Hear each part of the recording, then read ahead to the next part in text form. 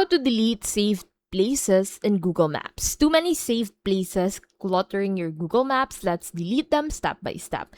So first, go ahead and open up Google Maps, and then from here, click on Anywhere, and then this would appear at the top left. So click on the menu at the top left and then select Saved. And from here, go ahead and select where on the saved folder you want to delete places to. So for example, I want to delete places from my favorite folder. I'll simply click on it and then go ahead and click on this delete button, which should basically find at the top left of that specific place. And this would be deleted from your list.